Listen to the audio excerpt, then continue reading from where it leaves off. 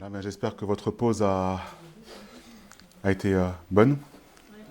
Nous allons reprendre. Je vais vous inviter à prier avec moi et puis nous allons poursuivre.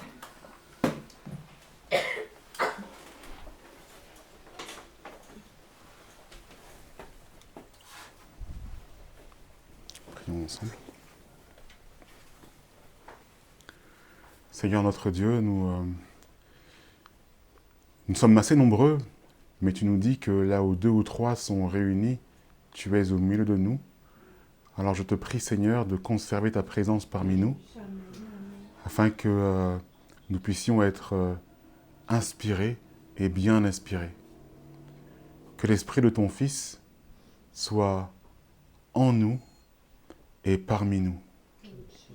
Dans le doux nom justement de ce Fils que tu as envoyé pour nous sauver, nous te prions et pour ta gloire au Père. Amen. Amen.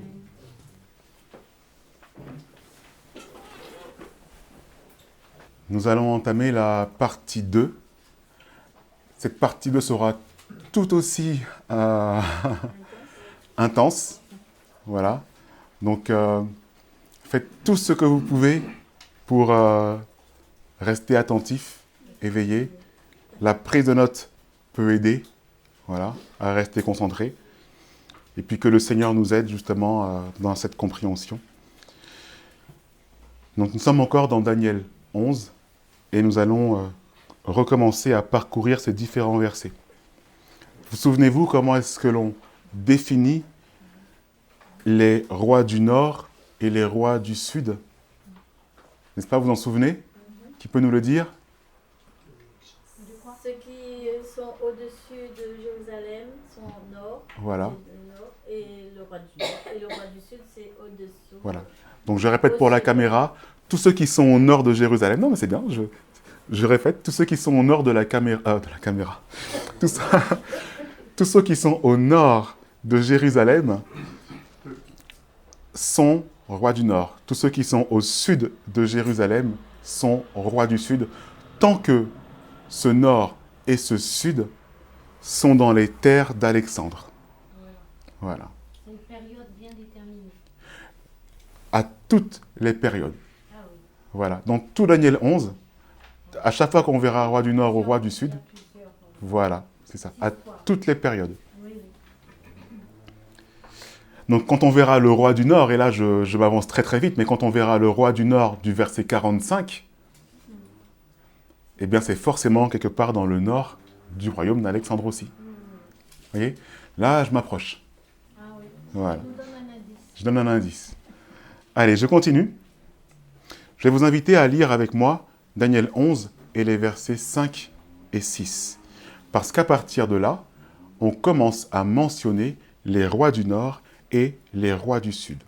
Daniel 11 et les versets 5 à 6. Le roi du Midi deviendra fort, mais l'un de ses chefs deviendra plus fort que lui et dominera. Et sa domination sera une grande domination. Verset 6. Et au bout de quelques années, ils s'allieront, et la fille du roi du Midi viendra vers le roi du Nord pour rétablir l'accord. Mais elle ne conservera pas la force du bras, et son bras ne subsistera point.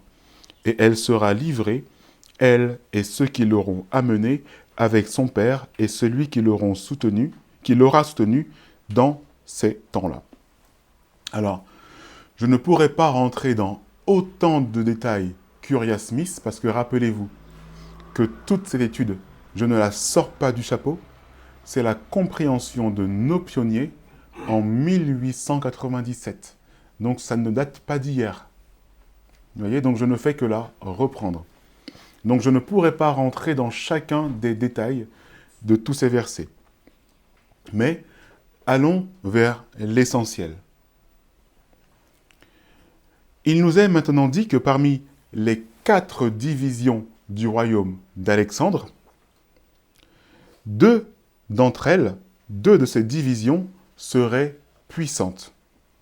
Donc on a le roi du Midi et l'un de ses chefs, c'est-à-dire l'un des généraux d'Alexandre.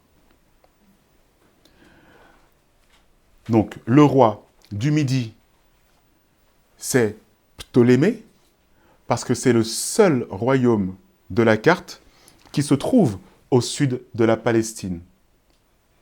Il n'y en a pas d'autre. Et en fait, le royaume du sud, celui de Ptolémée, sera toujours appelé royaume du sud.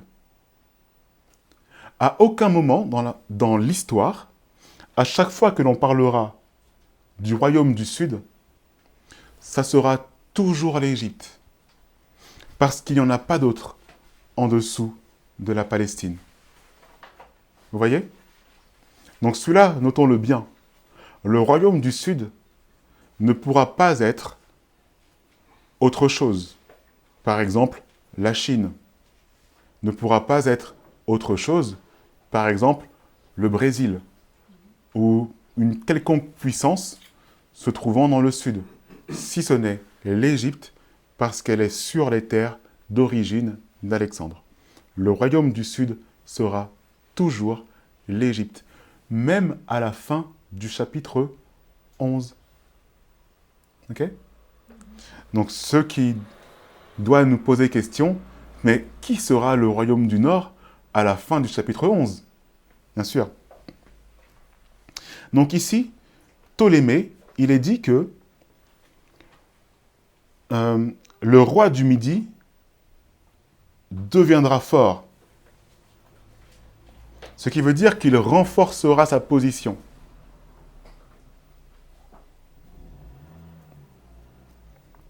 Mais il est aussi dit que le roi du Nord, excusez-moi un instant, mais il est aussi dit que le roi du Nord, l'un de ses chefs, deviendra plus fort que lui et dominera. En fait, il n'y a pas écrit roi du Nord, il est juste dit l'un de ses chefs. Et l'un de ses chefs, c'est justement Séleucos. Séleucos, lui, il devient fort et il devient puissant. Que se passe-t-il? Eh bien, Séleucos va absorber et intégrer le royaume de Lysimaque et de Cassandre. Se trouvant au nord de la Palestine, Séleucos devient, se trouvant au nord de la Palestine, Séleucos devient le roi du Nord. Très bien. Donc il devient puissant et il va fonder ce que l'on appelle l'Empire séleucide. Tout à l'heure, je l'ai dit. Okay, donc l'Empire séleucide comprend à la fois le royaume de Séleucos, plus le royaume de Lysimaque, plus le royaume de Cassandre. Ok? Ça va jusque-là? Ça va? Très bien.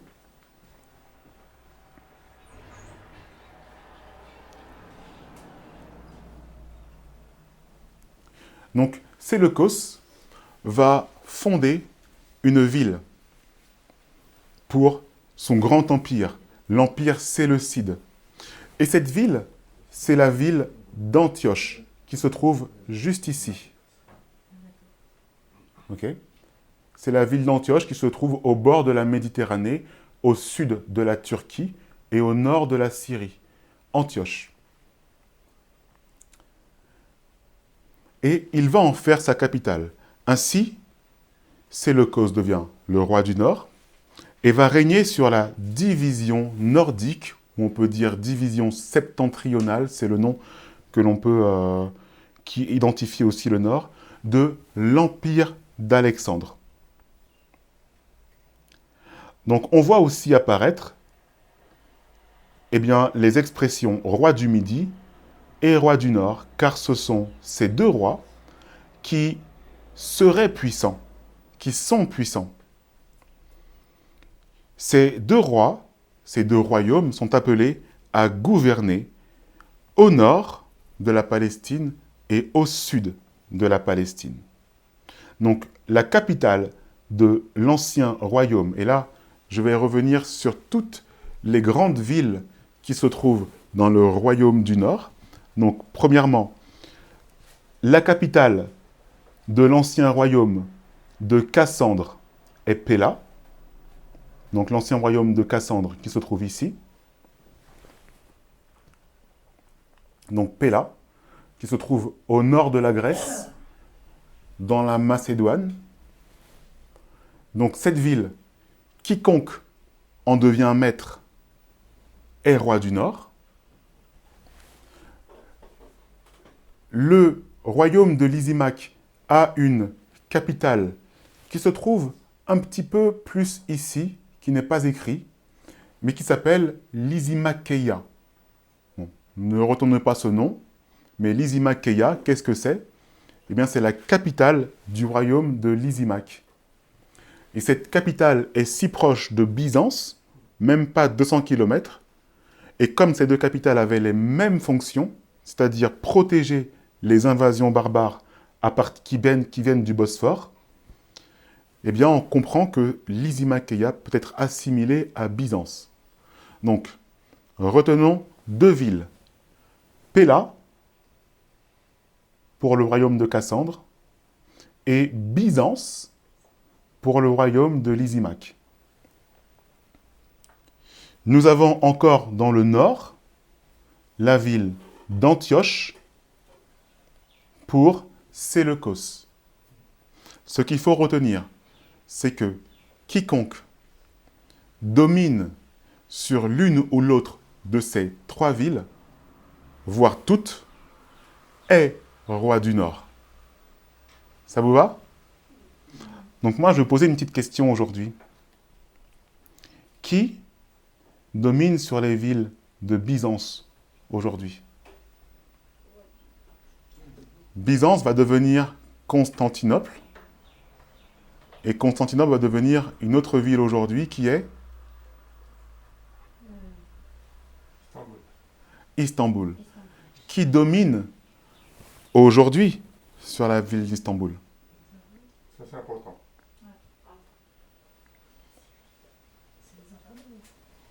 Quel est le pays dont Istanbul fait partie? C'est la Turquie. Et là, on se rapproche de la compréhension moderne, mais réelle, parce que littérale, du roi du Nord. Ok? On commence à s'en rapprocher. Et donc, après cela, nous avons aussi la capitale d'Alexandrie, qui est au sud de la Palestine et qui se trouve aujourd'hui en... Qu'est-ce que tu as dit? La capitale de Ptolémée, Alexandrie, qui se trouve aujourd'hui en Égypte et qui ne changera pas. Quiconque domine sur la terre d'Alexandrie est le roi du Sud. Voilà. Ça vous va jusque-là? Vous avez bien compris? Oui. Très bien. Donc, tous les rois ou pouvoirs qui contrôlent les capitales de Péla, Byzance et Antioche sont rois du Nord. Et même Jérusalem, celui qui domine sur Jérusalem est roi du Nord. Pourquoi je dis cela? Parce que au découpage d'origine, eh bien, Séleucos, roi du Nord, possédait Jérusalem. Vous voyez, donc quiconque détient Jérusalem, Antioche, Péla et Byzance est roi du Nord. Ça vous va? Et Jérusalem, pourquoi il est marqué en jaune comme le royaume de... Alors en fait, il n'est pas tout à fait marqué en jaune, Ah oui, dans le vert. il est dans le vert. Voilà. L'encadrement, alors. Mais il est encadré parce que le royaume du Sud tente de le récupérer. Oui, oui, oui. Et il va se passer une guerre pendant de nombreuses années. Jusqu'à aujourd'hui, non? Et jusqu'à aujourd'hui. Tout est écrit dans Daniel 11. C'est ça les coordinations. Exactement. Exactement. Donc, tous les rois qui contrôlent le pouvoir de la ville où se trouve la ville d'Alexandrie est le roi du Sud. Ça, je pense que c'est compris. C'est clair? Ça marche. Lisons ensuite, revenons dans Daniel 11 et les versets 5 et 6. Donc le roi du Midi, c'est Ptolémée. Il s'appelle Ptolémée Ier. Parce que dans l'histoire, il va y avoir plein de Ptolémées. Ptolémée II, Ptolémée III, etc., etc.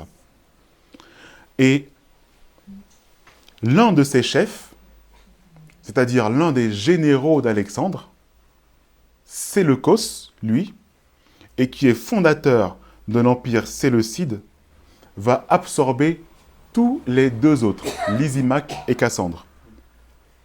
Et il devient le roi du Nord. Il va se passer à un moment donné que le roi du Nord, l'empire séleucide, et le roi du Sud, je vais y arriver, et le roi du Sud, c'est-à-dire l'Égypte de Ptolémée, vont vouloir s'allier. Et comment est-ce qu'on s'allie dans ces temps-là? Eh bien, c'est par le mariage. Donc, c'est la raison pour laquelle on parle, ils s'allieront, et la fille du roi du Midi viendra vers le roi du Nord pour rétablir l'accord. Donc, il y a un mariage entre ces deux pouvoirs, c'est-à-dire entre l'Égypte et l'empire séleucide. L'alliance se réalisa par le mariage de Bérénice, fille de Ptolémée II. Alors, tout ça, c'est du détail. Vous allez le voir un peu plus tard. C'est les caractéristiques qu'il nous faut retenir. Donc, tout ça se réalisa par le mariage de Bérénice, fille de Ptolémée II, roi du Sud, roi d'Égypte, avec Antiochus II, roi du Nord. En fait, c'est Antiochus Ier, roi du Nord. J'ai une petite erreur. Donc, la fille Bérénice se marie avec Antiochus Ier, roi du Nord. Antiochus Ier était déjà marié à une femme qui s'appelle Laodicée. Voilà. Mais il a accepté le don que lui a fait le roi du Sud pour contracter une alliance. Donc, qu'a dû faire et qu'a fait Antiochus Ier? Il a répudié sa première femme. Oh, ce qu'il ne fallait pas faire, parce que de ce temps-là, les femmes de pouvoir avaient énormément de pouvoir.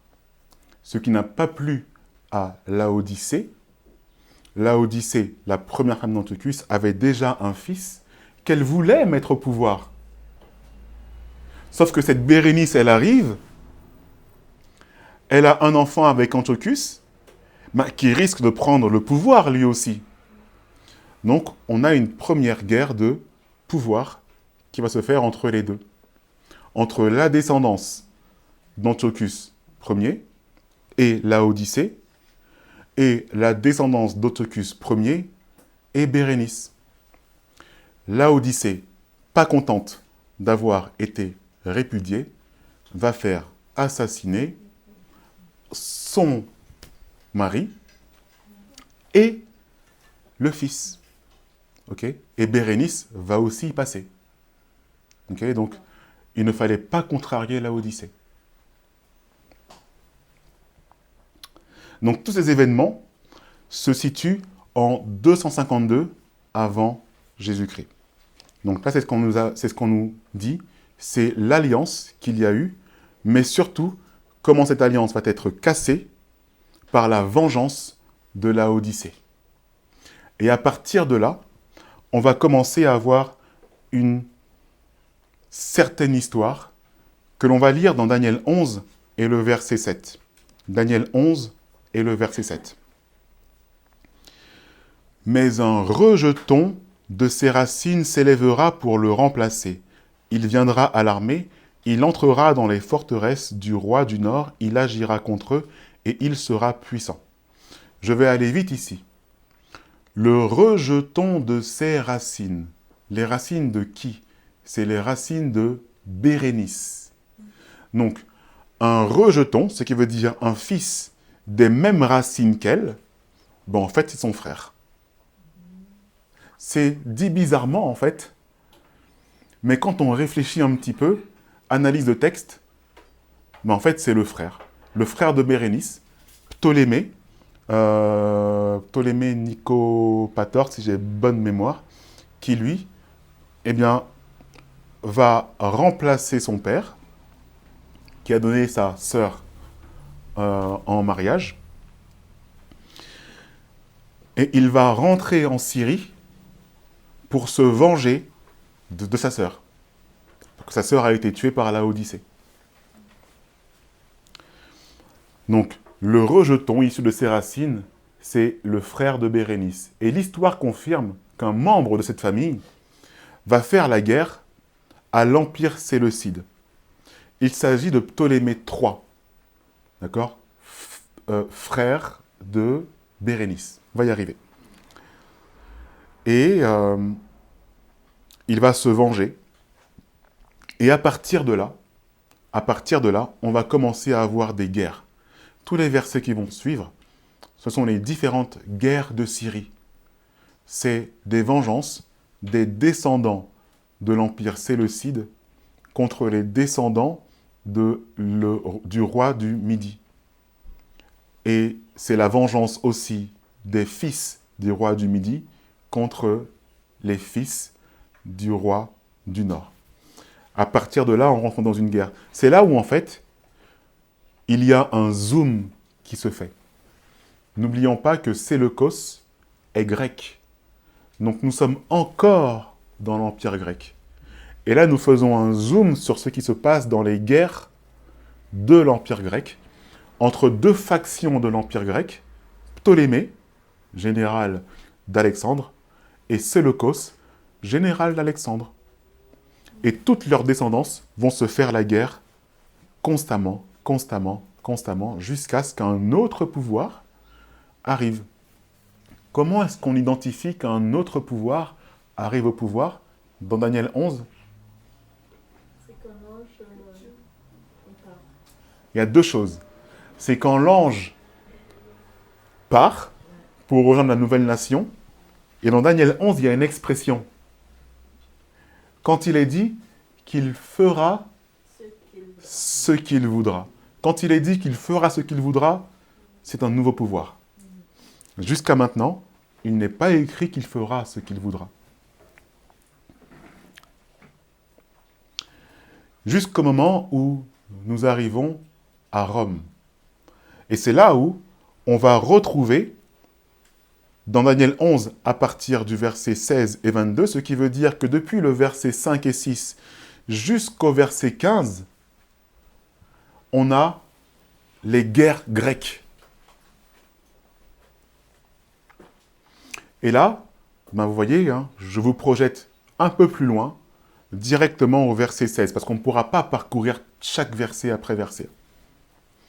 Daniel 11 est le verset 16 et 22. Et celui qui sera venu contre lui fera tout ce qu'il voudra. C'est un nouveau pouvoir. Et que vient-il après la Grèce? Rome, Païenne. plus précisément la Rome païenne. Tout à fait. Et il n'y aura personne qui lui résiste. Il s'arrêtera dans le pays de gloire, ayant la destruction dans sa main. Et il concevra le dessein de venir avec la force de tout son royaume, et fera un accord avec le roi du Midi. Il donnera sa fille pour la perdre, mais cela ne lui réussira pas et ne sera pas pour lui. Puis il tournera sa face vers les îles et en prendra plusieurs, mais un capitaine mettra fin à l'opprobre qui lui attirait. Il fera retomber sur lui son opprobre. Alors là, je ne vais pas rentrer dans chacun des détails, mais vous avez compris qu'il s'agit de Rome. Okay? Puisqu'il fera tout ce qu'il voudra. Donc, de même qu'un nouveau roi et une nouvelle puissance ont été introduits au verset 3, avec Alexandre, okay, où il fera ce qu'il voudra, et bien de même ici, on voit qu'il se passe exactement la même chose. Donc Rome est la puissance qui arrive sur la scène internationale, j'ai envie de dire comme cela.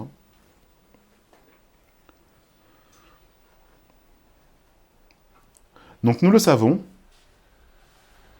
d'après ce qui est déclaré ici, que nul ne pourra lui résister. Ce qui signifie qu'il s'agit d'une puissance à laquelle personne ne peut tenir tête.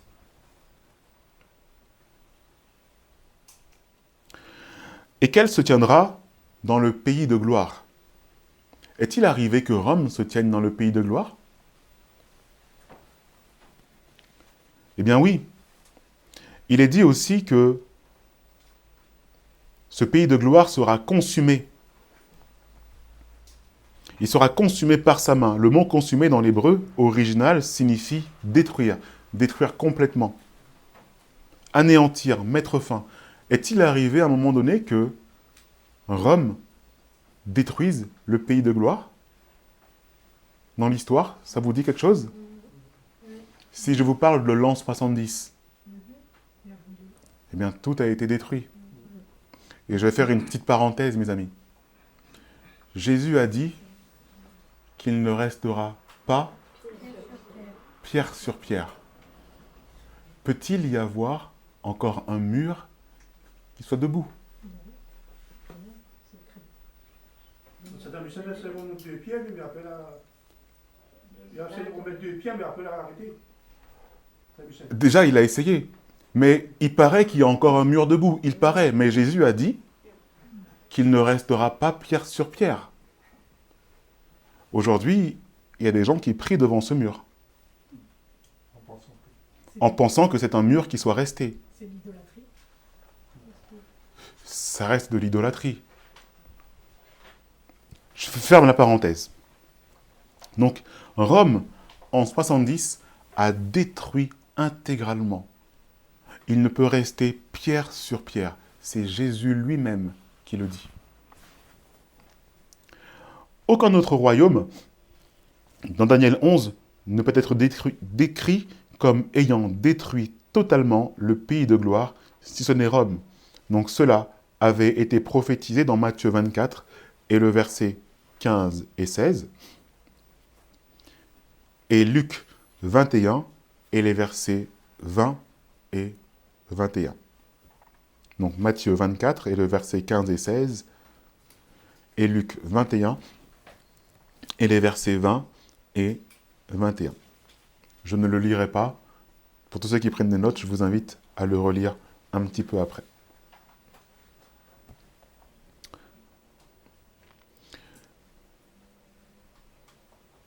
Je passe au verset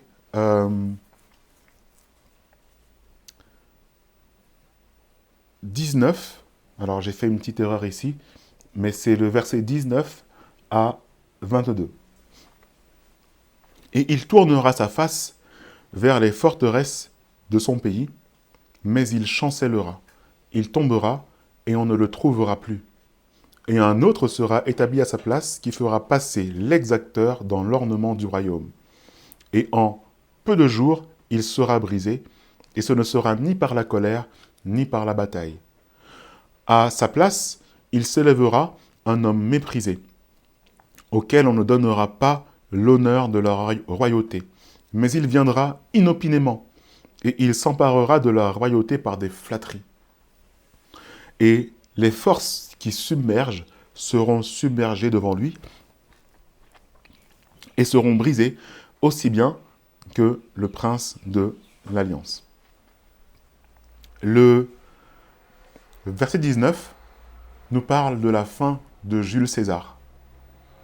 Il chancellera, il tombera, et on ne le retrouvera plus. C'est un pied de nez, c'est un jeu de mots, c'est une moquerie de l'Éternel. Parce que Jules César a dit après une de ses conquêtes, « Veni, vedi, vici ». Je suis venu, j'ai vu, j'ai vaincu. Voilà. Par l'orgueil.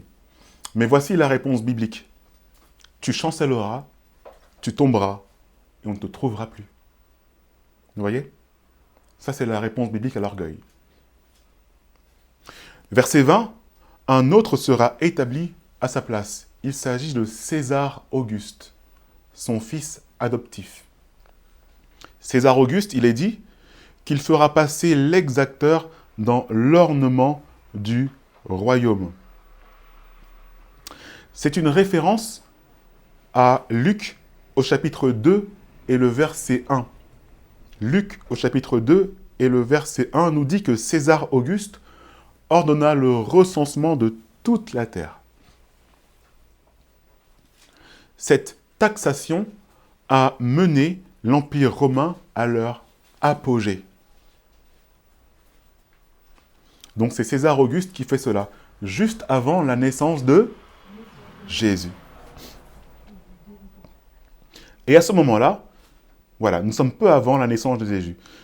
Je ne rentrerai pas encore une fois dans tous les détails, mais je vous invite encore une fois à la lecture du livre de Daniel et Apocalypse d'Uriah Smith qui donne tous les détails.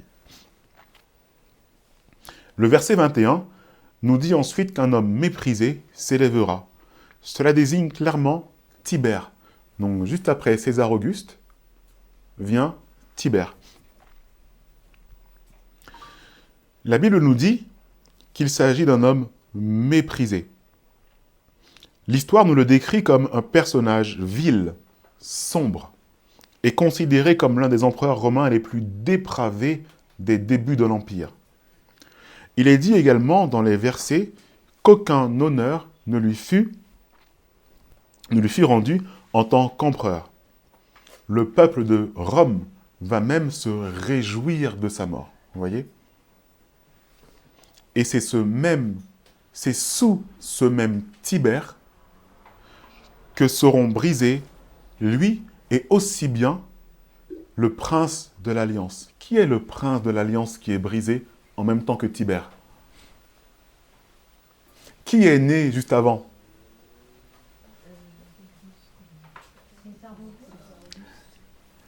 Qui est né au moment où César Auguste faisait le recensement? C'est Jésus. Et qui est donc le prince de l'Alliance qui est brisé? C'est Jésus. C'est l'empereur qui suit, qui va mettre à mort et qui va autoriser la mise à mort de Christ. Et donc nous pouvons voir comment l'histoire se raccorde à la prophétie.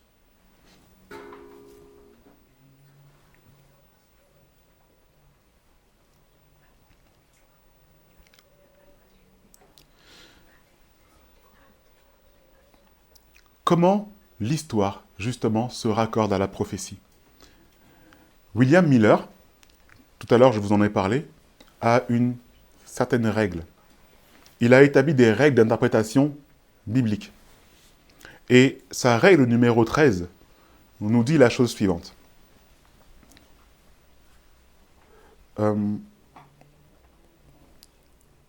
Voilà.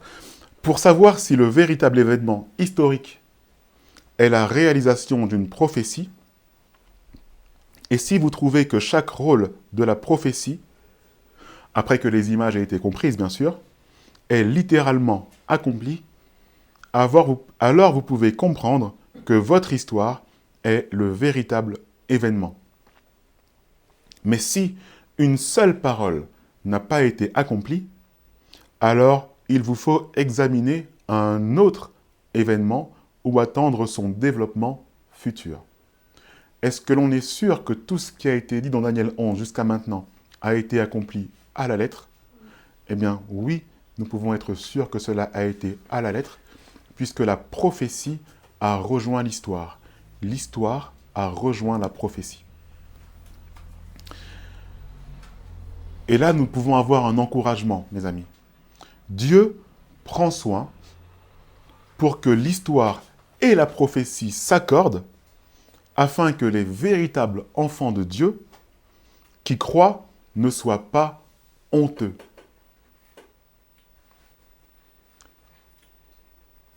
Si on croit que Daniel 11 est littéral et qu'on met les États-Unis comme étant roi du Nord, il y a un fort risque que l'on soit honteux.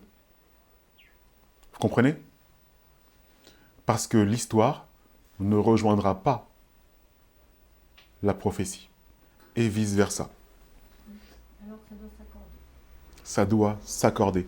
Et jusqu'à maintenant, on nous montre que le littéral s'est parfaitement accordé avec l'histoire. Alors pourquoi cela changerait dans les derniers versets? C'est 39 versets de preuve, parce que moi j'irai jusqu'à 39. Et mon frère Marlin ira de 40 à 45. C'est 39 versets de preuve qui montrent que le littéral s'est accompli à la lettre. Le Seigneur fait en sorte que nous ne soyons pas honteux. Gloire soit rendue à Dieu. Et c'est aussi ça le rôle de Gabriel. C'est de s'assurer que tous les royaumes fassent exactement ce que l'Éternel a dicté pour que les choses s'accomplissent, pour que ses desseins s'accomplissent à la lettre. Le royaume de Grèce a bénéficié du soutien de Gabriel, mais désormais, Gabriel s'enlève. Et c'est étonnant, mais oui, mes amis, le Seigneur et Dieu va se servir de la Rome païenne pour faire accomplir sa volonté. Pourquoi? Pour que nous ne soyons pas confus. Parce qu'en voyant les choses se réaliser, le peuple de Dieu qui prêchera et qui professera, qui annoncera le grand cri, ne soit pas confus lorsque toutes ces choses se réaliseront. C'est à ça que cela sert.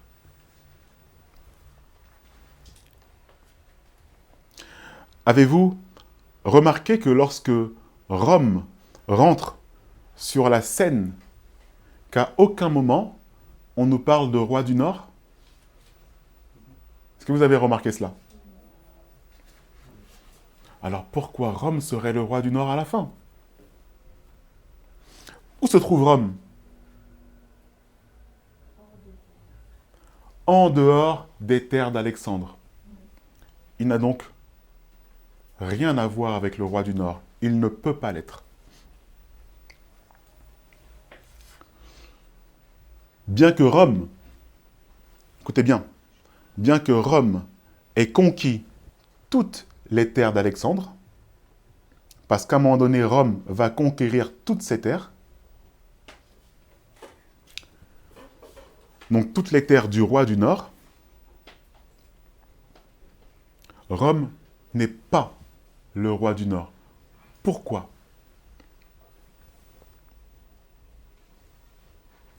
Parce que le pouvoir politique et économique de Rome est encore à Rome.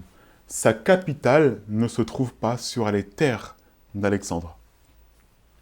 Et il domine les terres d'Alexandre depuis en dehors des terres d'Alexandre. Vous voyez? Et c'est la raison pour laquelle il ne peut pas être appelé roi du Nord. Il domine depuis l'ouest.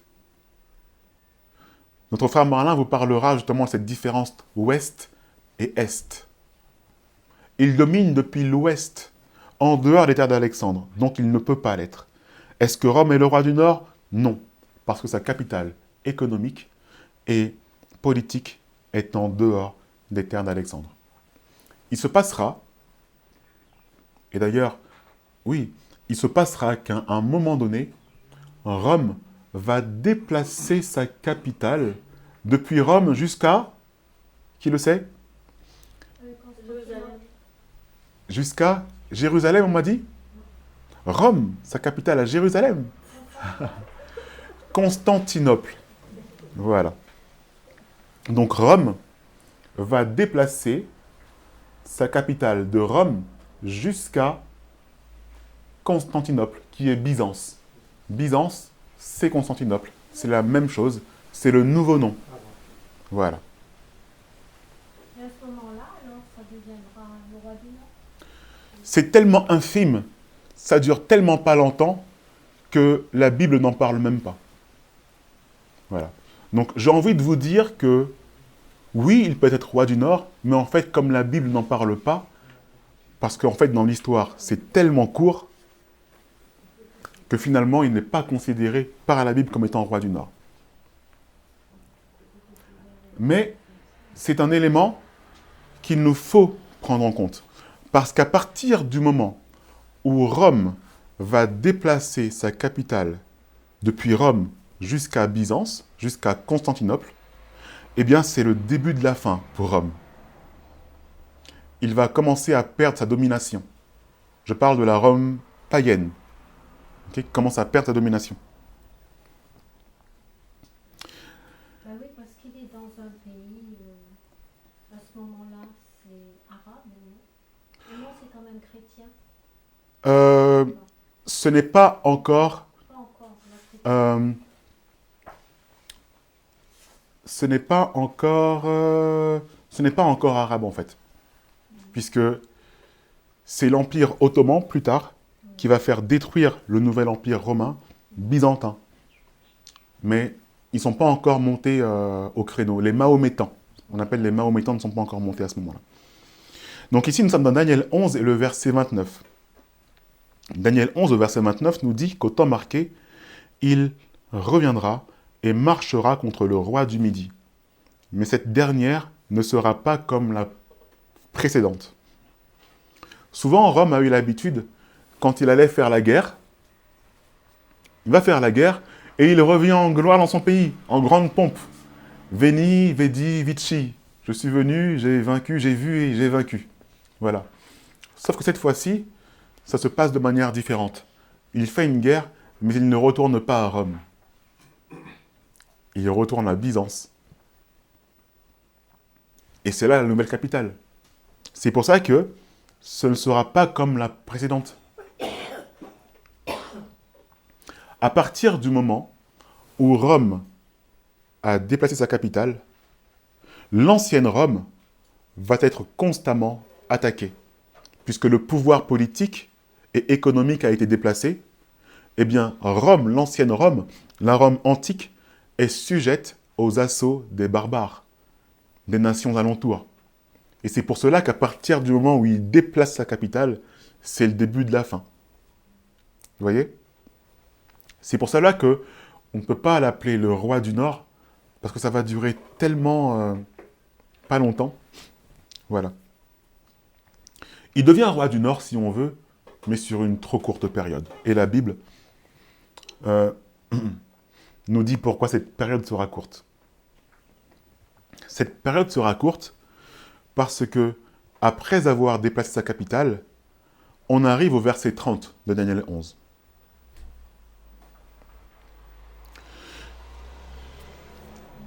Des navires de Kittim viendront contre lui et il perdra courage et il s'en retournera. Vous voyez l'expression?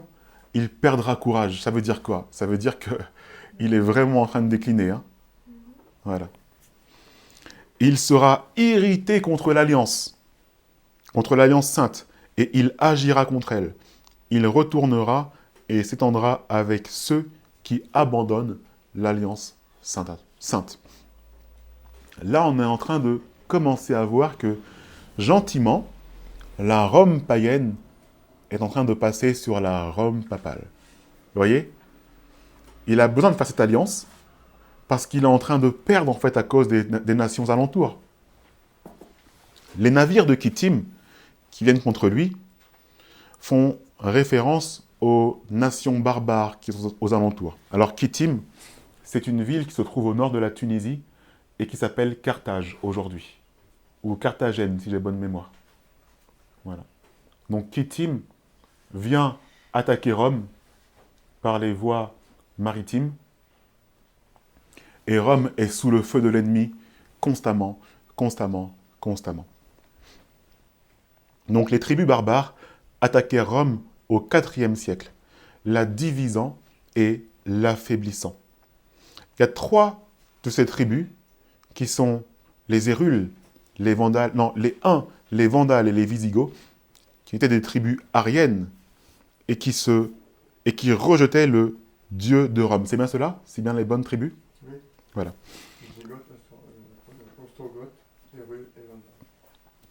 Et c'est à cette époque que s'opérait l'union. C'est à cette époque que va se faire l'union de l'Église et de l'État. Donc, ce qui était civil au départ, par la Rome païenne, va s'unir gentiment aux religieux, c'est-à-dire avec l'Église. Et donc, au verset 30, on comprend que Constantin sera le premier à unir l'Église et l'État, et avoir du business, avoir de l'intelligence, avoir des affaires avec ceux qui ont abandonné l'alliance. Et ceux qui ont abandonné l'alliance, c'est Rome, à travers ses prêtres, ses faux prêtres, ses faux évêques. Puis, après les attaques barbares, qui rejetaient le Dieu de Rome, et le Dieu de Rome, qui est-il? Eh bien, c'est le Dieu trinitaire. Eh bien, l'empereur Justinien va déclarer que l'Église catholique devait être à la tête de toutes les églises. Et aussi, qu'elle soit l'Église correctrice des hérétiques. Vous voyez ça? Vous comprenez ce que ça veut dire? Ça veut dire qu'à partir de ce moment-là, vous et moi étions considérés comme hérétiques. Parce que nous professions un autre Dieu que le Dieu trinitaire.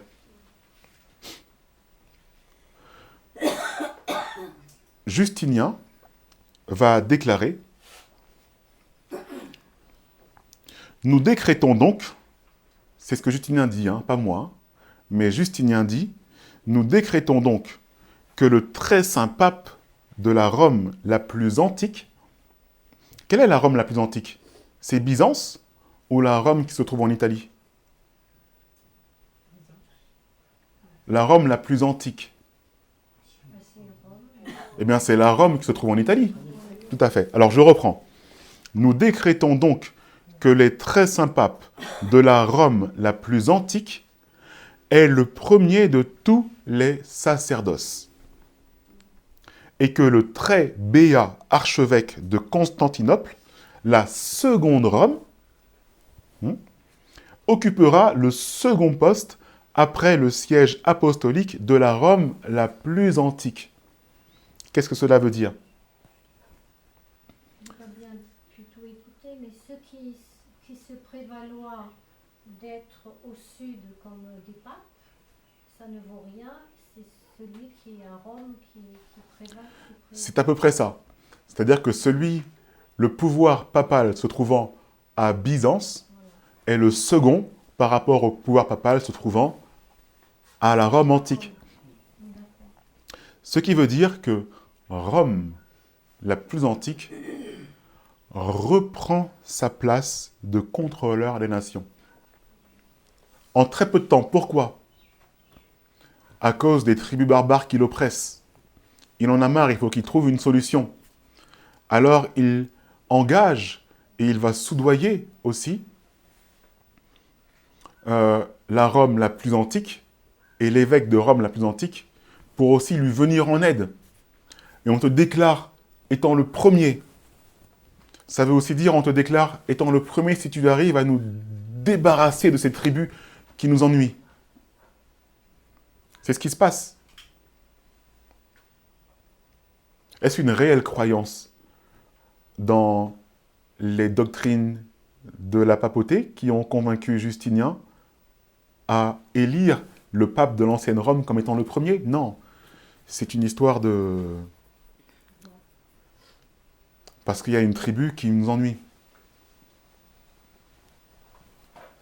Donc, rapidement, la petite étape où il a été roi du Nord est vite passée. On retourne sur la Rome la plus antique. Ok? Voilà. Donc c'est la raison pour laquelle la Bible ne dit pas que Rome a été roi du Nord. C'est trop court. C'est trop court.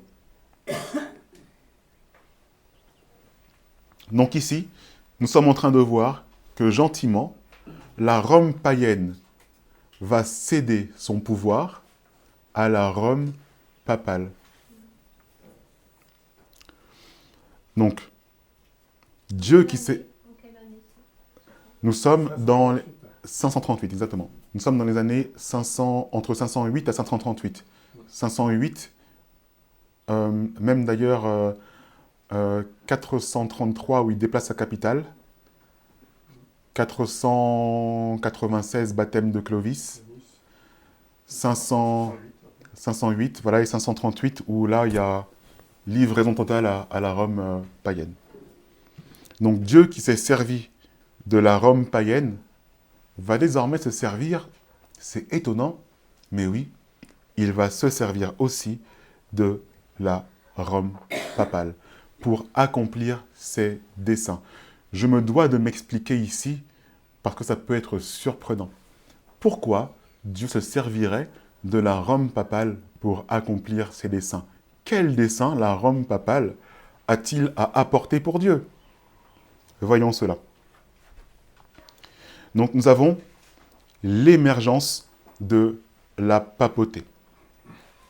Quand cette papauté émerge, nous sommes dans Daniel 11 et le verset 31. Daniel 11 et le verset 31. Et des forces se lèveront de sa part. Elles profaneront le sanctuaire, la forteresse, et feront cesser le sacrifice entre parenthèses continuel, et mettront l'abomination qui cause la désolation. Donc ici, nous sommes dans l'émergence de la papauté. Des forces se lèveront. Okay? Ça veut dire que la papauté réussit à soulever des forces pour aller contrer ces nations barbares qui les ennuient, jusqu'à les défaire. On nous parle de faire cesser le sacrifice continuel. Je ne vais pas l'expliquer, je vais directement vous donner la définition. Le sacrifice perpétuel n'est pas écrit comme cela dans les textes d'origine. Le mot sacrifice a été ajouté. On doit lire ici, feront cesser le continuel. Dans notre version, on a le perpétuel. Dans notre version, on a le quotidien. Ok? Donc ici, le continuel, le perpétuel font référence à la même chose. Donc il fera cesser le continuel et mettront l'abomination de la désolation. Que s'est-il passé avant? Justinien a dit, ok, on s'abaisse, et toi, élève-toi. Alors, qu'est-ce que le continuel qui cesse? Et qu'est-ce que l'abomination qui cause la désolation qui monte? Alors, je reprends. Justinien, ok, pouvoir civil, dit, ok, je m'abaisse pour que toi, tu te lèves. Alors, qui représente le sacrifice continuel qui s'abaisse? Qui correspond au continuel, au perpétuel qui s'abaisse? Qui s'abaisse? C'est ceux du sud. On ne parle pas du sud encore ici. Non, on ne parle pas de sud. Eh bien, c'est le civil. Voilà, le civil s'abaisse. Le continuel, en fait, représente la Rome païenne. Puisqu'elle s'est abaissée, la Rome païenne, pour faire monter la Rome papale. Voyez? Donc, le continuel représente le paganisme.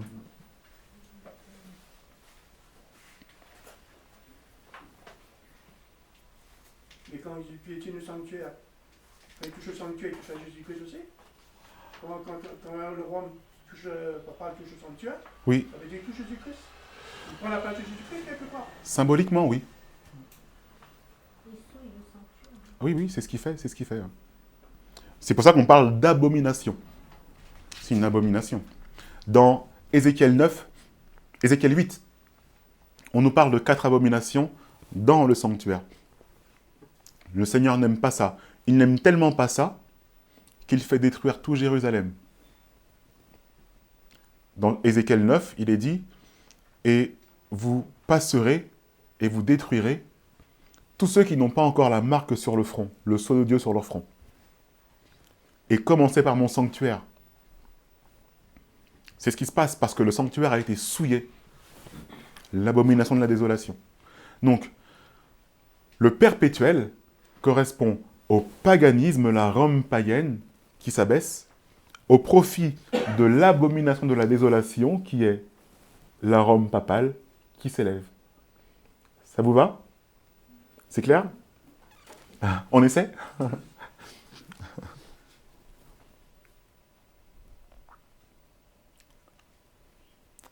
Alors, excusez-moi, voilà.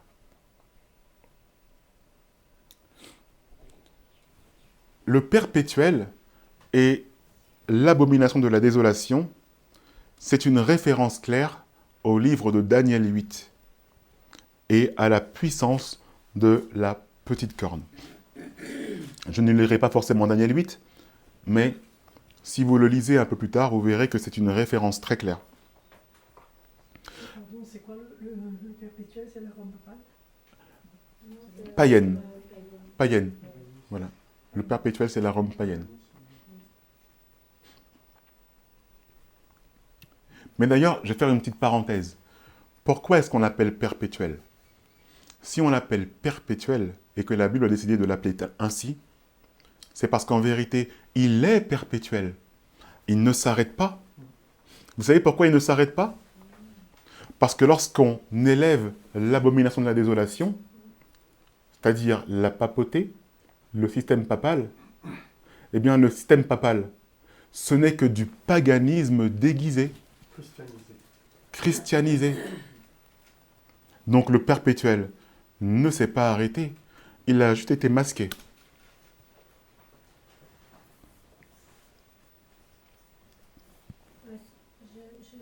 Je me perds un petit peu. J'ai signé lorsqu'il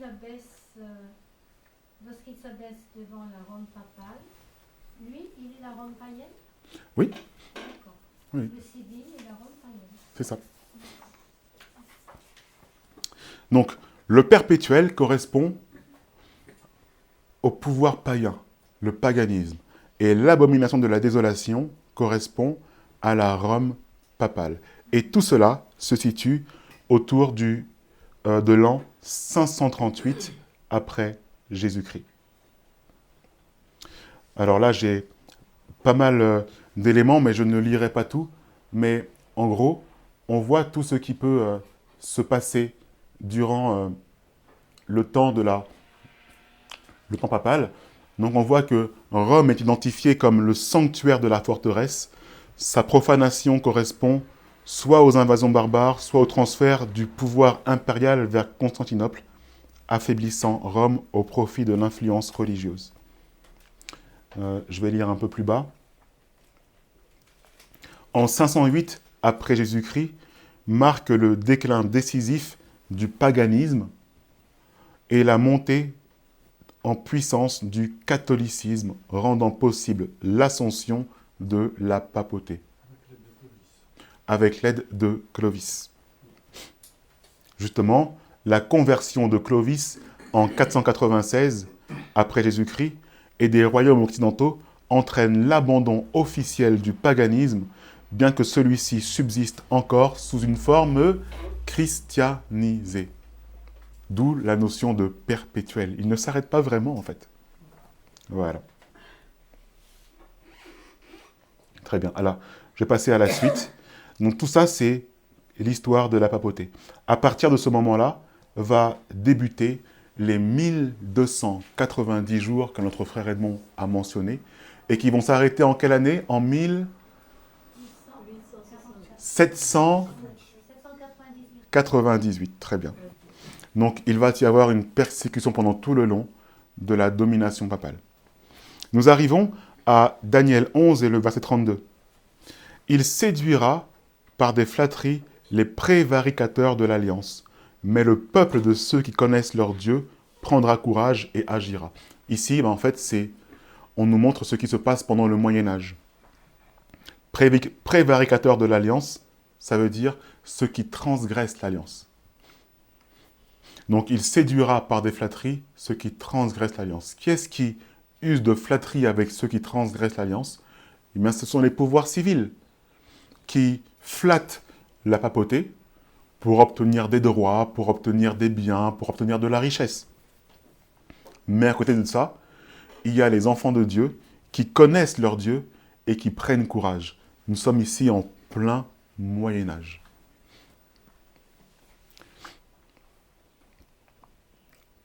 Je vais passer au verset suivant.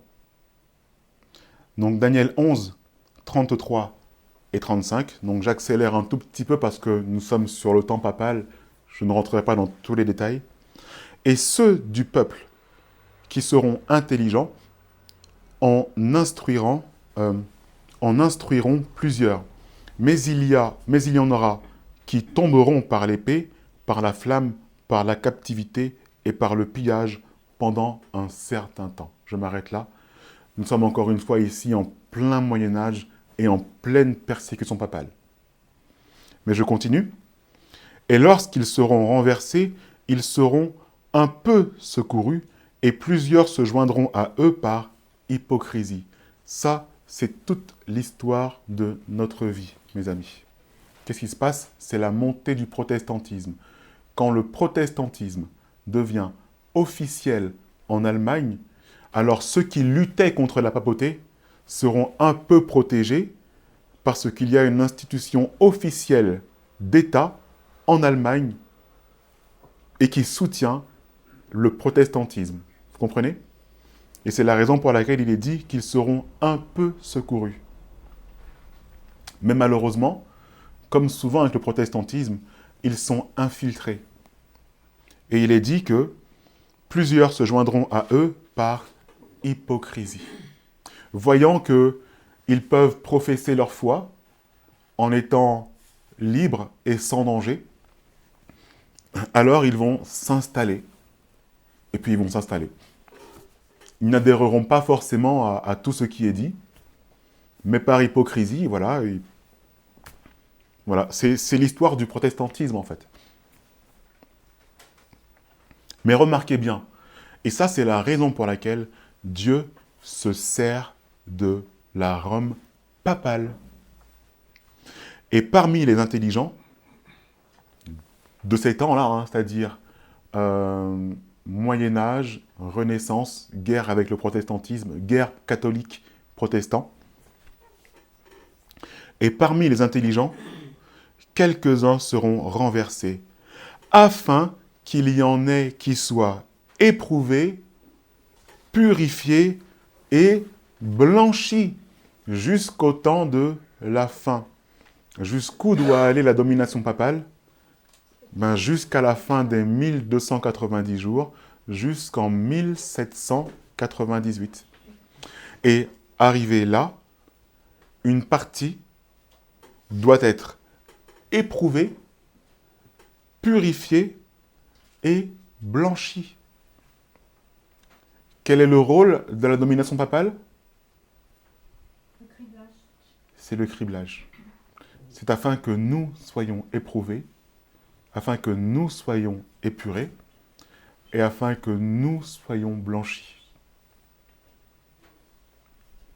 Et ce n'est absolument pas pour soutenir l'œuvre du pape. Non, mes amis. Mais le peuple de Dieu doit passer par une épreuve en particulier. Et cela est réitéré une deuxième fois. Si nous passons dans Daniel 12 cette fois-ci. Daniel 12 est le verset 9 à 10. Et il dit, « Va Daniel, car ces paroles sont cachées et scellées jusqu'au temps de la fin. Plusieurs seront purifiés, blanchis et éprouvés mais les méchants agiront avec méchanceté, et aucun des méchants ne comprendra, mais les intelligents comprendront. Il faut donc que Dieu se serve de Rome pour accomplir ses desseins, afin de purifier, blanchir et éprouver son peuple, Voilà la loi du dimanche. notamment en partie. Et cette prophétie est répétée 2 fois, dans Daniel 11 et dans Daniel 12. Et vous savez quelle est la règle prophétique lorsqu'un élément est répété 2 fois? Ça va s'accomplir. C'est que cela va s'accomplir. Lorsque les choses sont répétées 2 fois, soyons assurés que cela se réalisera. Genèse 41 et le verset 32.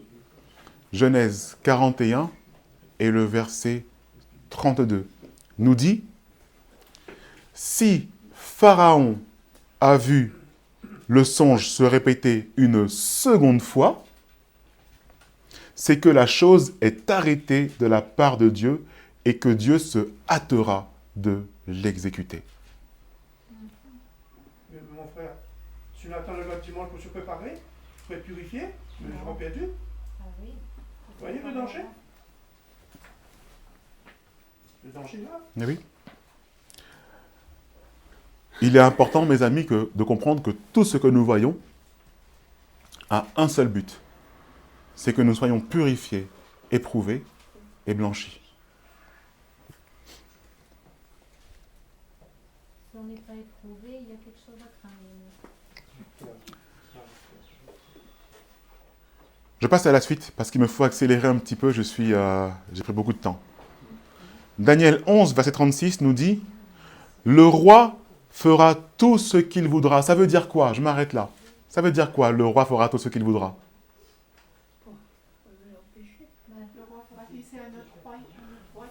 C'est un nouveau pouvoir. Ça veut dire quoi sur l'ancien pouvoir? Que l'autre, il tombe. Ça veut dire que l'autre est tombé. Ça veut dire que la Rome papale vient de tomber parce que un nouveau roi fera ce qu'il voudra. Écoutez bien, il s'enorgueillira, il s'élèvera au-dessus de tout ce qui est Dieu. Il proférera des choses étranges contre le Dieu des cieux. Et il prospérera jusqu'à ce que la colère soit consumée. Car ce qui est décrété sera exécuté.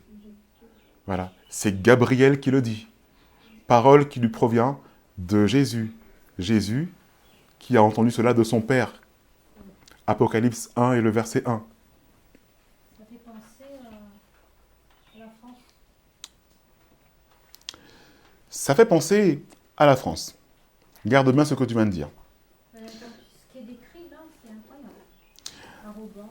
Alors, je vais devoir continuer. Oui. C'est ici que s'opère aujourd'hui une divergence d'opinion.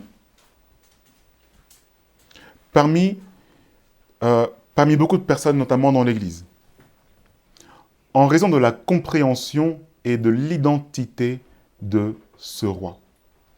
Pourtant, il ne devrait y avoir aucune confusion. Si nous prenons simplement la Bible telle qu'elle se lit dans le contexte de ce qui est dit, voilà, qu'avons-nous appris au sujet des rois? Jusqu'à maintenant, nous avons appris que, tout au long de ce chapitre, que les rois sont des rois civils, n'est-ce pas? Et lorsque l'on parle de la papauté, on ne dit pas qu'il est roi du Nord. Donc on ne l'évoque pas comme étant un roi. Donc dire que ce roi serait le pape ou la papauté ne s'accorde pas avec le contexte de l'ensemble du chapitre. Certes, la papauté est présentée en arrière-plan comme l'abomination de la désolation et que des rois ont mis en place. Mais ce sont des rois qui ont mis en place l'abomination de la désolation. Mais ce roi ne peut pas être la papauté. Et nous allons en donner la raison maintenant. Souvenez-vous qu'au verset 3, il est dit qu'il fera selon sa volonté, qu'il fera ce qu'il voudra, introduisant une nouvelle puissance. Donc ici, c'était la Grèce. Tout comme le verset 16 utilise la même expression. Il fera selon sa propre volonté pour introduire la puissance romaine païenne. Et donc, nous retrouvons maintenant cette même expression au verset 36. Et le roi fera selon sa volonté. Il fera ce qu'il voudra. Nous avons donc l'introduction d'une nouvelle puissance, n'est-ce pas? C'est assez clair. Une nouvelle puissance qui rentre sur la scène. La Rome papale est donc arrivée à sa fin. L'ange Gabriel part et va sans doute rejoindre une autre puissance. Et quelle est cette puissance? Eh bien, du fait que la France soit cette nouvelle puissance, donc oui, la France est cette nouvelle puissance. Pourquoi? Parce que c'est elle qui a adopté l'athéisme. Aucune nation au monde, même aujourd'hui, n'a dans sa constitution l'athéisme. Vous avez entendu ça? Vous allez aux États-Unis, Les gens savent. les juges de la Cour suprême prient. Hein? Vous allez dans n'importe quel pays, la notion de Dieu est encore présente. Même dans des pays dans lesquels il n'y a pas de religion particulière, leur hymne national dit « Dieu protège ce pays ». Quel est l'hymne national en France? Aux armes. Le sang impur. Qu'un sang impur. Alors, que représente un sang impur en 2025? Ce que je dis est dangereux parce que là, je peux me faire taper sur les doigts par les autorités. La France est le seul pays dans ce cas. C'est quoi le quatrième, je crois, qui est le plus athée? C'est le quatrième pays qui est le plus athée au monde. En tout cas, selon la Bible, à cette époque, il était le plus grand. La papauté ne pourra plus revenir sur le devant de la scène comme un pouvoir, parce que la Bible donne sa fin à ce moment-là. Quand c'était fini pour le royaume de Babylone, eh bien le royaume de Babylone n'est jamais revenu. Quand c'était fini pour le royaume de Perse, des Mèdes et des Perses, le royaume des Mèdes et des Perses n'est jamais revenu. Quand c'est fini pour la Rome païenne, il n'est jamais revenu non plus. Alors la Rome papale ne fera pas exception. Quand la Rome papale va tomber, 1798, arrestation par le général Berthier, il ne peut plus revenir au devant de la scène. La parole de Dieu, elle sera reguérie. On parle de la blessure de la bête, Ouais, elle sera guérie. et qui sera guéri, mais il ne sera pas considéré comme une puissance. Mais là, bon. Ah, il sera guéri, il va revenir, certes, il va édicter des lois, mais il ne sera pas considéré comme une puissance.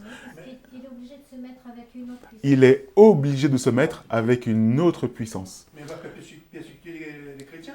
Oui, oui. Rome ne peut pas intervenir sans l'aval des États-Unis. Rome ne peut pas intervenir sans l'aval de la France. Rome est dépendant d'autres pays, donc il n'est plus une puissance. Il n'est plus une Et puissance. si elle n'est plus puissante, elle ne peut plus persécuter les enfants. Et si elle va persécuter quand même, parce que, écoutez, Parce que le gouvernement va donner la puissance. écoutez, Va donner la puissance. parce que ce gouvernement va donner de la puissance à Rome. Mais Rome ne peut que recevoir la puissance qu'on lui donne. Il ne peut pas s'imposer comme puissance.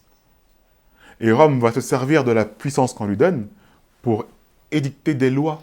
Mais elle va imposer, voilà, elle va imposer le bâtiment. Exactement ce qui s'est passé avec Justinien. Parce qu'il y a des protestants adventistes du 7e jour qui m'ennuient. S'il te plaît, Rome, fais quelque chose. Vas-y, je t'élève, fais quelque chose. Parce que j'en ai marre d'eux. C'est exactement ce qui va se passer. Ce qui est écrit, ce qui s'est passé, c'est ce qui se fera. Ecclésiaste 1 et le verset 9. Les choses vont se reproduire. Donc, Rome ne pourra pas redevenir une puissance. Elle sera là, elle est guérie, et attend qu'on fasse appel à elle. Mais le dragon va donner la puissance à Rome. Le dragon, Satan va dire. Oui, La puissance Oui. de Satan va dire. C'est Satan la puissance principale. Donc, quand c'est fini pour toutes ces nations, excusez-moi, eh bien, qu'est-ce qui se passe? Elles ne reviennent jamais sur le devant de la scène. Ce qui veut dire que plus jamais la Rome papale ne pourra redevenir une puissance telle qu'elle l'a été par le passé. Posons-nous encore la bonne question. Où se trouve le siège de Rome aujourd'hui? Si ça se trouve quelque part à Constantinople ou à Istanbul, alors oui, ça redeviendra une puissance. Mais non, la puissance de Rome se trouve aujourd'hui au Vatican. Et c'est là où la blessure de la bête a été guérie. C'est au Vatican, 1929, avec les accords de Latran. Mais elle reprend la France aujourd'hui? Elle reprend la France aujourd'hui? Oui, elle reprend de la force, mais elle ne sera pas une puissance. Elle dépend des pays civils. Elle dépend des pouvoirs civils. Oui, mais quand, par exemple, quand il y a une catastrophe, cette catastrophe, mais les gens vont tourner vers les présidents vont tourner vers le pape. Oui. Pour dire, ça ne va pas. Mais comprends bien, c'est que c'est le président, c'est le pouvoir civil qui va... C'est ce qui est écrit dans Apocalypse 13.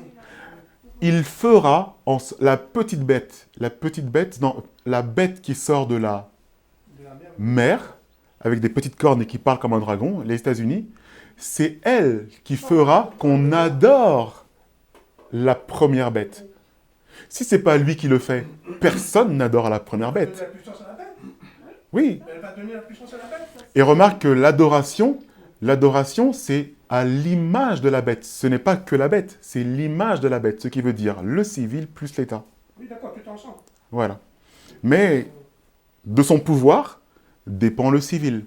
Il n'a pas le choix. Si le civil lui donne un pouvoir très fort, alors il aura un pouvoir très fort. Mais ils vont lui donner par rapport aux 400 qui vont suivre.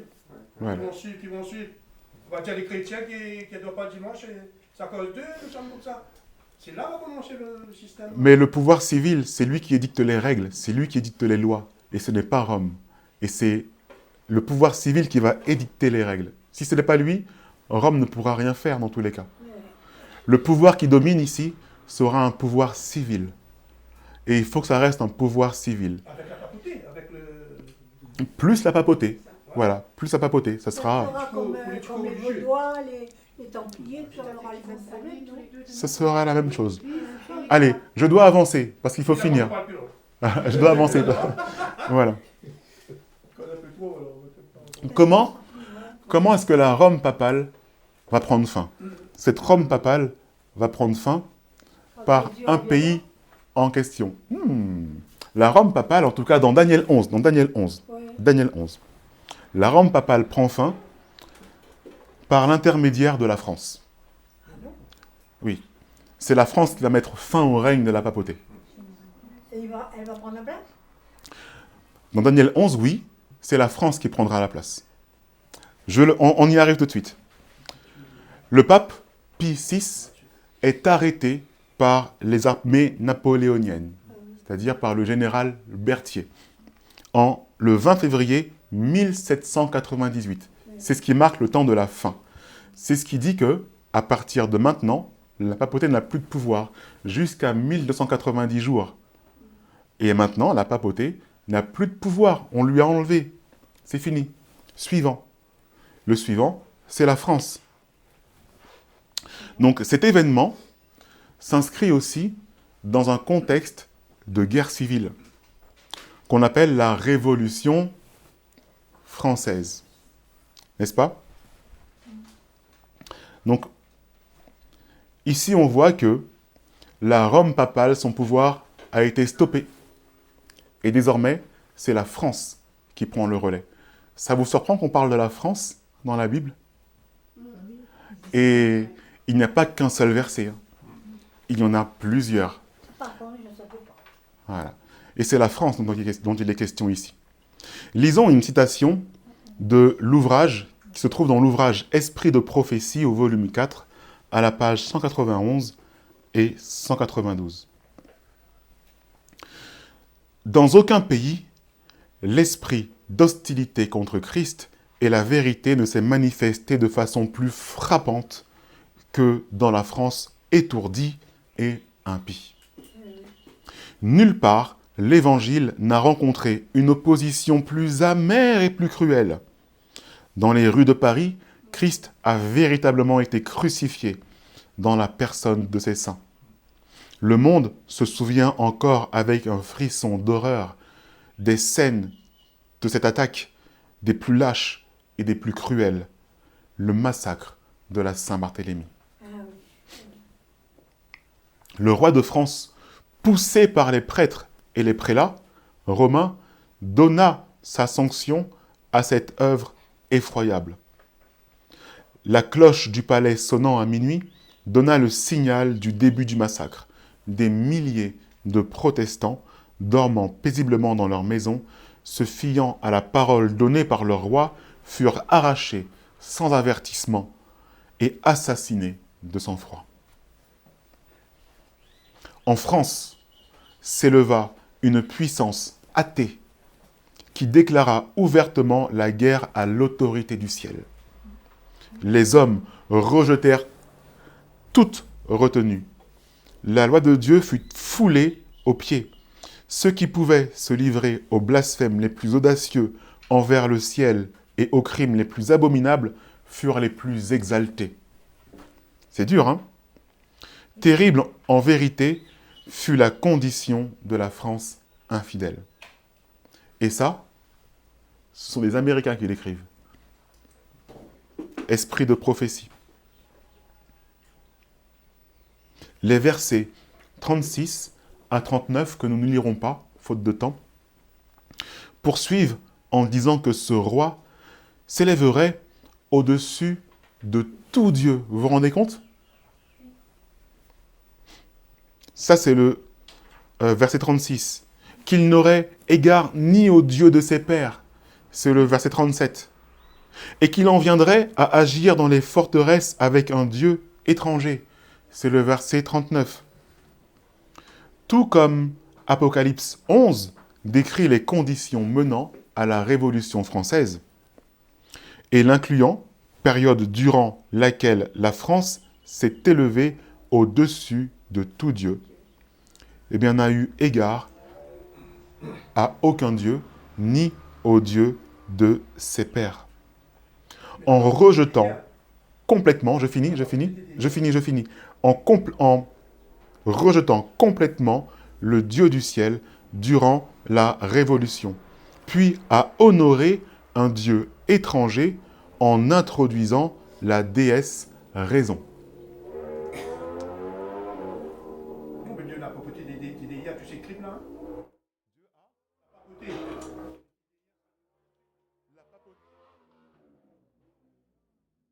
La papauté est derrière.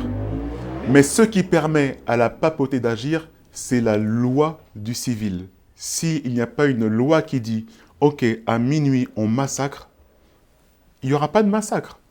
La papauté a besoin du civil. Oui, pour donner Voilà. le nom de Dieu. Pour faire les décrets. Après, il cachette des gars, après, il ne voit pas elle. Hein. Il massacre comme ça, il ne voit pas être. Donc ici, je reviens sur ces versets 36 à 39. Comment peuvent-ils être attribués à la papauté? Les papes, à cette époque, continuaient, malgré tout, d'honorer le Dieu de leur père, c'est-à-dire le Dieu trinitaire. Ils n'ont pas arrêté tout Dieu. Vous voyez? Même eux, ils ont continué à adorer leur propre Dieu. Et ils n'ont pas introduit un Dieu étranger. Bon, la Trinité, c'est ce que c'est. Hein. C'est un Dieu étranger. Mais pour eux, ce n'est pas un Dieu étranger.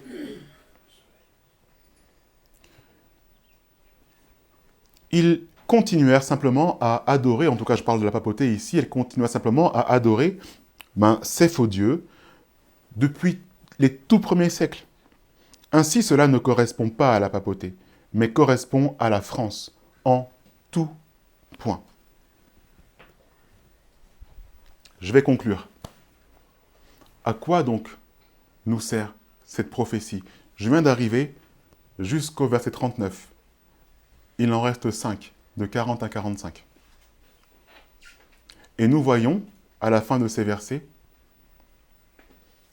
qu'il y a un but. C'est afin d'être éprouvé, purifié et blanchi. Le Seigneur dispose de toutes les nations comme il l'entend, comme il le veut, comme il le souhaite. Dans quel but? Pour laisser tranquillement faire les papes et les rois? Non. C'est afin que son peuple puisse être mis en avant, puisse être éprouvé, purifié, blanchi. Comme le forgeron qui prend une pierre brute et qui va frapper dessus en se servant du marteau pour enlever ce qu'on appelle le carbone, l'excédent, les scories, jusqu'à ce que la pierre soit parfaite. Derrière cela, il y a une espérance, mes amis. Cette espérance, c'est que tout ce qui arrive, tout ce qui nous arrive aujourd'hui, comme nous a dit ma sœur, c'est dans ce but, afin que nous soyons une pierre précieuse sur la table, sur les murs, sur l'éphod du divin sacrificateur. Vous comprenez?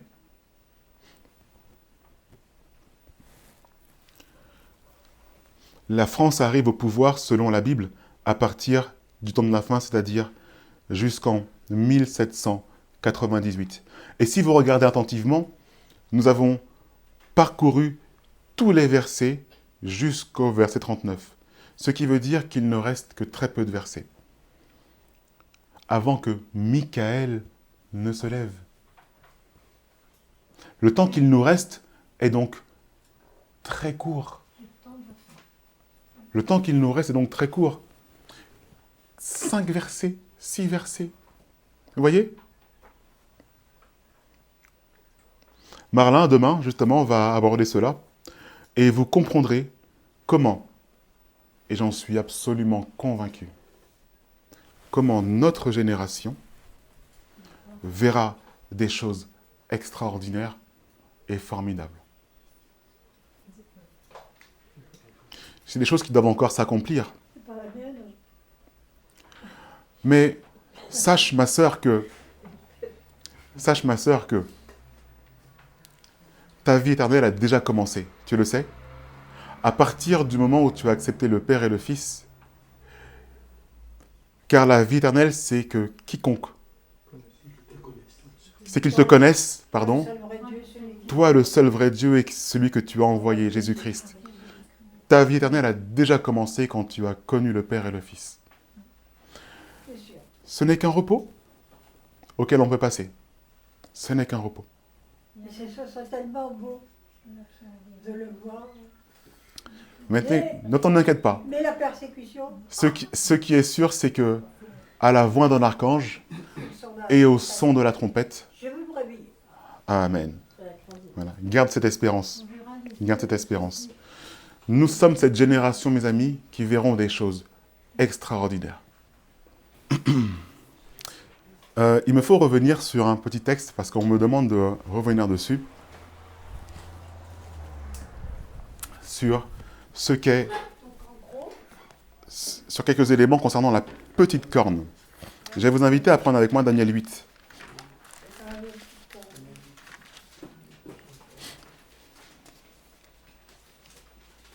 Voilà. Donc c'est le verset 8, 9 et 10. On peut lire.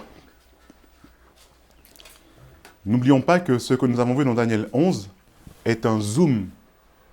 Donc ce que nous voyons ici dans Daniel 8, c'est d'autres caractéristiques, mais des mêmes périodes. Ok ? Et le bouc grandit extrêmement, mais quand il fut puissant, sa grande corne se brisa. Et à sa place, il en surgit 4 considérables vers les 4 vents des cieux. 4 considérables vers les 4 vents des cieux. 4 vents des cieux? Ça vous parle, 4 vents des cieux? Où vous avez entendu ça ce matin, les 4 vents des cieux? Donc, qui est ce bouc? Qui est ce bouc dont la corne se brise, dont il en surgit 4 autres? Eh bien, ce bouc, c'est Alexandre. Et les 4 cornes, ce sont ces 4 généraux. Vous voyez? Donc, c'est encore une façon différente de voir les choses, de voir Daniel 11. Et l'une d'elles surgit une petite corne qui s'agrandit beaucoup vers le midi et vers l'Orient et vers le pays de gloire. Quelle est cette corne qui s'avance vers le pays de gloire? C'est ce bouc avec cette corne qui descend jusque vers le bas.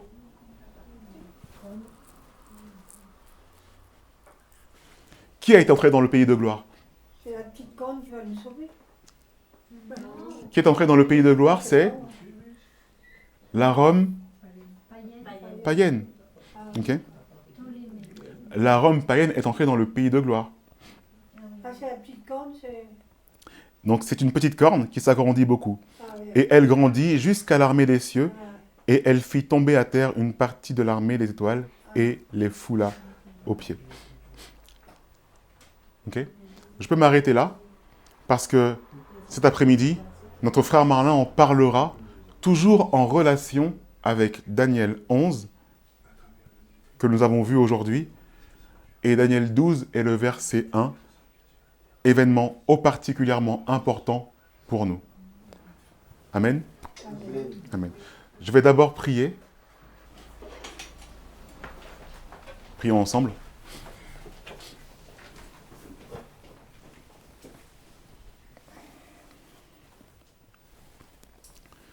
Seigneur notre Dieu, nous voyons comment tu as fait en sorte, par l'intermédiaire de Gabriel, par l'intermédiaire de tes anges, de contrôler les temps. Et comment certaines nations ont pensé modifier les temps et la loi. Mais non, Seigneur, tu es le seul à contrôler ces choses. Tu es celui qui établit les rois, qui les établit et qui les défait, selon ta providence. Mais non pas seulement pour l'histoire, mais surtout pour le peuple de Dieu, afin qu'il soit blanchi, éprouvé et épuré, et afin qu'il soit lourd sur la balance au moment où tu te lèveras, et afin que son nom soit inscrit sur le livre de vie et ne soit pas effacé. Seigneur, après tout ce que nous avons vu aujourd'hui, aide-nous à nous fortifier dans l'étude de ta parole. Aide-nous à fortifier ce caractère afin qu'il soit semblable à ton Fils. Aide-nous à rejeter l'orgueil, car c'est l'orgueil des nations qui les a fait tomber. Dans leur orgueil, ils ont cru qu'ils maîtrisaient les temps, voire même la loi. Mais tu es celui qui les a établis. Celui qui les tire en mettant une boucle à leur mâchoire. Ils s'enorgueillissent croyant qu'ils maîtrisent, mais tu es celui qui contrôle absolument tout. Que toute gloire te soit rendue, Seigneur, dès maintenant et à jamais, dans le doux nom de Jésus. Fortifie-nous, aide-nous à prendre courage dans les temps qui sont encore devant nous, tant de détresse, tant de persécutions, tant d'épreuves terribles. Mais c'est afin que nous puissions être éprouvés,